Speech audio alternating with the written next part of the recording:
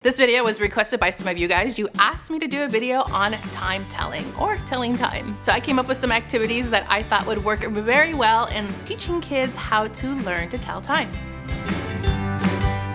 Hey you guys, this is Christina from the Purple Alphabet and welcome back to my channel. I am taking your advice and doing a viewer request. You guys asked me to make a video about telling time. So I've come up with some activities because it is a pretty relevant topic in our house and I had to come up with some clever ways to introduce time to my kids. Just a really quick note too, if you haven't subscribed, you're gonna want to because coming up here in November, I have the Purple Alphabet Holiday Gift Guide, which is the most incredible time here on the Purple Alphabet and you are not gonna wanna miss it. You're gonna find tons of ideas for gifts for your kids. Plus, I have giveaways that are coming to you just in time to give to your kids.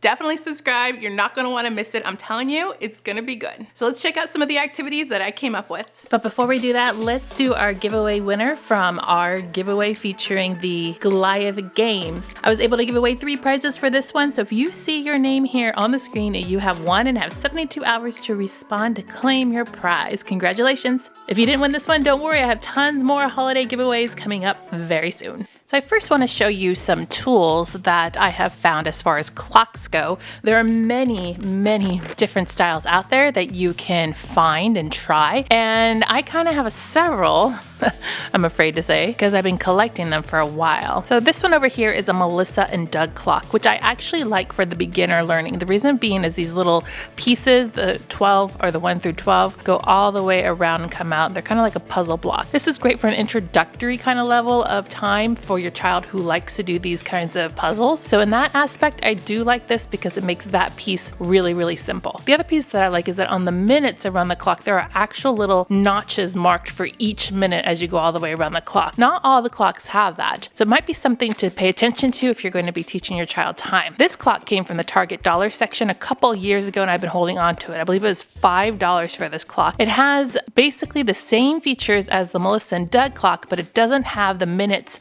notched all the way around, but it does have them in increments of 5 all the way around. Another thing that I do like about this one is that it has the words that go around here in this little blue circle. So like 5 past, 10 past, quarter past, which the Melissa and Doug doesn't. There's also a little place down here that you can write in with chalk and a little AM PM, which again, the Melissa and Doug doesn't have that. If you want something very affordable, I would recommend looking for these at the Target dollar section. Great deal. It's $1 and you get several clocks inside here. So it's very portable, it's very affordable, and you get quite a few. And then it also has the minute notches all the way across or all the way around. This little set too is a card set from the Target dollar spot. They come around about once or twice a year. They are $1 for the full set and they're dry erase cards. There's a couple of activities on each card. And then just be on the lookout for things like this too. This also is from the Target dollar section and it's a full-on game. It was $3 for the game and there's some cards in here that you can do some time-telling activities. I'm going to put similar things, if I can't find the exact same ones that I'm showing you today, in my Amazon store online. So you can go and check it out and see if there's anything you like. If I can't find the exact same one, I'll put a whole bunch of ideas and inspirations in that time-telling section of my Amazon store. So you can kind of look around and see what's out there. So let's start off by working on teaching the hours of the clock. So that's where this Melissa and Doug one comes into play because you can actually take out the pieces just like this and then place them back into the clock. I think the hardest part about teaching the clock is understanding the order in which the numbers go. They go clockwise around to the right, and then where to start the clock and what number goes at the top. Shouldn't that be 1? No, it's 12. So understanding where these pieces go, this puzzle is great for that. If you don't have a puzzle like this at home, I have some other ideas for you to do and learn the hours. And that could be as simple as just getting a piece of paper, drawing a circle, and writing the numbers in and filling them in. You don't really have to overthink these activities. Quick note, don't forget to talk about what each one of these hands are, the minute hand and the hour hand on the clock, so that your child understands. You might not start with the minute one, so you might always have that one at 12 and teaching your child that every time you do an hour activity that you're working on, you're always going to keep that minute hand up at the 12. These dry erase boards came from the Target dollar section this past back to school time, and I just liked them because they had a blank face, one big one on the front and then one here on the back that has multiple different clocks. If you don't have one of these, you could still use a dry erase board just the same. So I went ahead and put on a minute hand for the sake of our activities, and then you could have your child maybe use a different color and have them draw a different time just by verbally calling it out. Let's say 3 o'clock. And you can do this over and over until you feel that they have a good understanding of where that hand goes. They usually like this activity for the dry erase part where you can write and erase. I really like this section on the back because you can do a whole bunch at once, just fill in the times that you want them to do. And then you can have a whole board ready for them to go and to draw their hands on the clock. This activity works really well with the other clocks with the movable hands too. Same concept, they would just move it according to where you ask them to place the hands. What's great about these Dollar Tree clocks is that you can put different times on each one because you get so many clocks in one. You could also do this with just a paper and pencil or even a dry erase board. But if you set it up so that each clock has a different time and lay them all out, you can ask your child which one says that it's 8 o'clock, which one says that it's 5 o'clock, and they can do some pointing there. Or you can even make some labels for them to label. But this is really great because you have multiple ones of the same and you can just easily move the hands to where you need them to go. So moving on to teaching a little bit about the minute hand, and this is ideal for a child that understands skip counting. If they already understand skip counting, they probably won't need these little number references all the way around the clock, so you could probably use a different clock. But if they don't, it's a really helpful reminder of how to do skip counting by fives. 5, 10, 15, 20, 25, and all the way around till they get back up. And then knowing that they need to start over just like the clock starts over on the hours, 5, 10, 15, and knowing that this is 0 up here.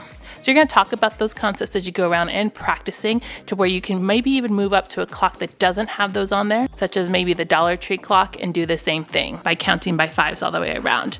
This is also a good opportunity to introduce the minutes themselves. 1, 2, 3, 4, 5, knowing that there's 5 little notches in between and really getting a concept that there's 60 of them in the whole hour. I happened to find these time dice on Amazon and I think they are amazing. They have 2 different ones in the pack, one for the hour and one for the minute. So you can do all sorts of games with this, and if you're learning both the hours and minutes, you can give it a roll and then record your answer over here on the clock. So for this one, the dice rolled to 3:30 and then we just write 3:30 over here. You can even write 3:30 at the bottom. If you have 2 of the boards, it's even nicer that you can roll and see who can draw it the quickest. Distinguishing between AM and PM is a really important task. I'm going to take these cards out of this time telling game, and you don't necessarily have to have these cards. You can probably print off some pictures or even use magazine pictures if you want, just finding things that are with the AM and PM. And so basically what you want to do is sort by AM and PM. So I have just kind of 2 categories. I wrote them on a dry erase board. You could do a piece of paper really simply. We have an AM and a PM, and we kind of talk about how AM is anything that happens from the middle of the night at 12 o'clock AM all the way up until 12 o'clock PM, which is the afternoon, and then all the way till we basically go to bed. Once you kind of have those ideas conceptualized with your kids, you can take some cards, flashcards, print them out from the internet, get some from a magazine of different things from night and day, and you can go and do your sorting. So this one's wake up, so that would be our AM. Get dressed is our AM. Eat breakfast, I needed to shuffle these a little bit more. Eat dinner, there we go, is PM. Homework time for us is PM.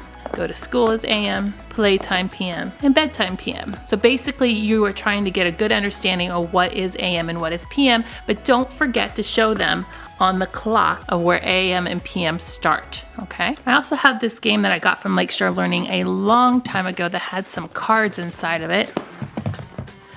And it's the same concept, and I'm showing you this because I want to give you some ideas that you can do at home. So you could probably print out on one whole sheet and maybe have your child circle all the ones that are AM, circle all the ones that are PM.